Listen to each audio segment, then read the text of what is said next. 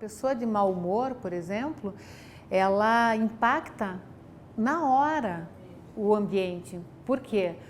Porque ela é percebida já com uma rechaça, ou seja, nossa, para que isso tudo? Se chega um chefe de mau humor, opa, é melhor ir de leve aqui com essa informação e tal. Claro, isso tem uma interferência, mas o quanto que... Ninguém é alface, eu sempre digo isso, né? Que ninguém tem que ficar fingindo alguma coisa que não é, mas o quanto que nós precisamos, de fato, tomar cuidado com o nosso posicionamento para não interferirmos no dia do outro. A comunicação é corpo, voz, movimento e especialmente expressão facial. O grande problema é que nós não percebemos o quanto que o que o outro nos causa impacta na forma como nós nos relacionamos com ele. Vocês concordam comigo? Então, a pessoa te trata mal, sem querer, você já vai tratá-la mal também. Aí que é o grande exercício, que eu acho que tanto serve para a comunicação pessoal como profissional, é ter o exercício de não se afetar com o jeito do outro, principalmente no convívio profissional. Isso é fundamental. Eu observo que o outro não está bem, eu observo que eu nem acho ele uma pessoa interessante, mas eu me relaciono com ele de uma forma profissional e vou agir acima disso, além dessa questão do gosto, não gosto. Porque no nosso cérebro nós trabalhamos com neurônio espelho, ou seja, nós trabalhamos essa colagem. O que eu vejo no outro vem um pouco para a forma como eu vou lidar com o outro também. O que se pressupõe que se uma pessoa que você não tem muita simpatia, você consegue tratá-la bem, isso é muito incrível. Aos poucos, essa sensação ruim entre as duas partes vai se desfazendo. Nós não podemos pensar que numa comunicação, especialmente dentro da empresa, que o bom relacionamento só vai acontecer quando todo mundo pensar igual, quando todo mundo fizer o que o outro espera, que só quando todos se adorarem. Não. Nós temos que entender que as diferenças de posicionamento, de atitudes, somam muito no grupo e isso é bom. Jeito diferente de ser. Um dos problemas que entra muito nesse aspecto da observação e dessa quantidade de neurônios espelho que nós temos é que nós queremos que o outro haja do jeito que nós agimos, que o outro veja o mundo do jeito que nós vemos, mas ele não vê. Ele vê o mundo de uma forma diferente e nós precisamos emprestar o óculos do outro para tentar entender de que forma que ele está vendo isso e o quanto que isso afeta ou não a minha vida e o quanto que isso pode representar um problema. E a partir do momento que nós temos a capacidade de observar mais a nós mesmos e o outro, nós vamos descobrir o segundo segredo, que é ouvir. O ouvir tem uma relação direta com o se interessar pelo que o outro diz. Nós vivemos num mundo que nos distrai o tempo todo, é ou não é? É um celular, é um voo que vai ter que pegar, quer dizer, a cabeça sempre está repleta de informações, de coisas que nós temos que fazer, o que nós fizemos, enfim, coisas para resolver, e dificilmente nós estamos com a cabeça no momento presente. Só que a comunicação, ela só acontece no momento presente, ela não acontece nem depois nem antes. O que eu falar aqui agora tem que partir de um fundamento do agora. O meu cérebro ele tem que fundamentar o que eu quero dizer. Não adianta eu falar com você e ao mesmo tempo estar em outro lugar, pensando em outra coisa. E aí é que complica esse hábito do ouvir, porque é muito difícil nos tornarmos bons ouvintes. Às vezes uma pessoa, por alguma questão, prejulga o outro, que ele não é bom o suficiente, ou que seja lá o que for. E vai tratar aquela pessoa sempre de um jeito como se ele não fosse bom o suficiente. Como? Não ouvindo o que ele quer dizer, não fazendo o que ele está pedindo. Então tem uma questão entre o ouvir que é assim, nós olharmos para dentro e desenvolvermos a capacidade de sermos mais neutros diante das escolhas do que nós estamos ouvindo ou não. Num ambiente profissional, em que se toma decisões, especialmente isso. É lógico que a gente não tem que ouvir tudo o tempo todo, claro que não, o nosso ouvido não é um buraco sem fundo, mas a partir do momento que você tem que resolver coisas, ouvir com um interesse genuíno de compreender. É uma escuta ativa.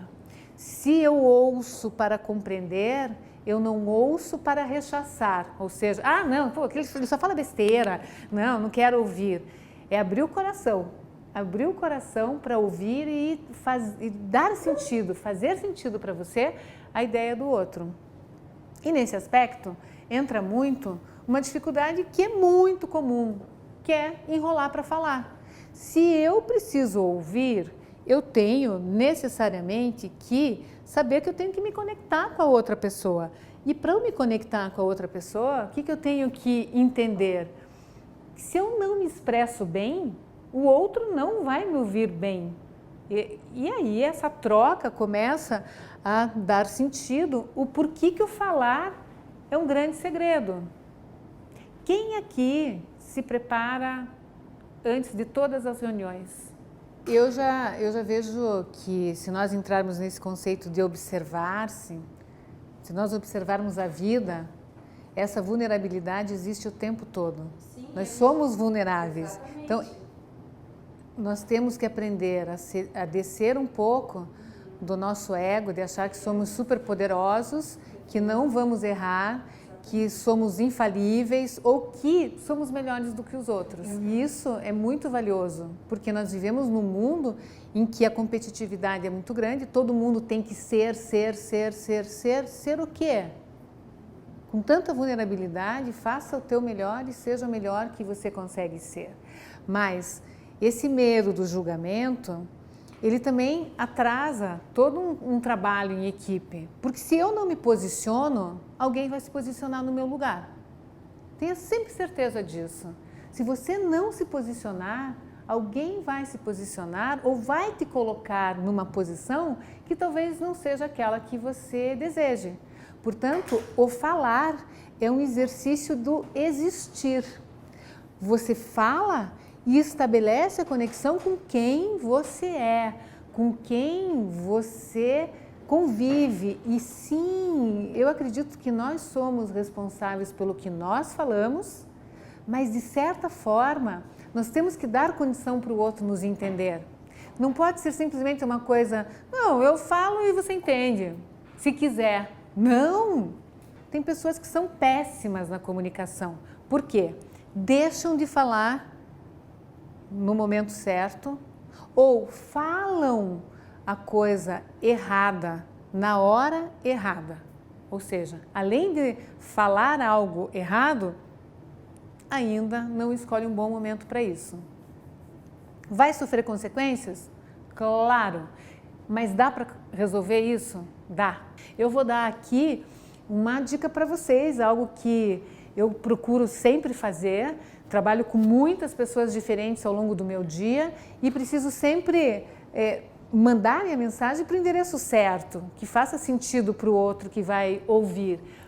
Por isso, se você quer começar a organizar o assunto que você tem para discutir, com quem eu vou falar?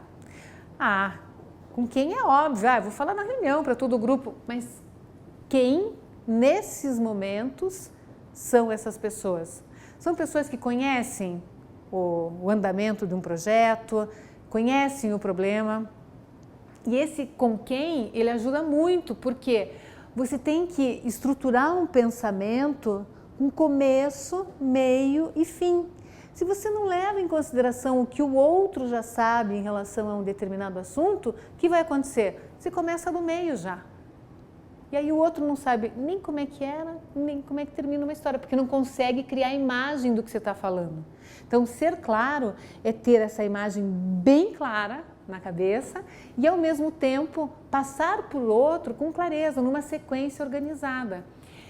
Uma outra pergunta bem interessante para se fazer é: por que eu vou falar? Qual a razão de eu falar isso?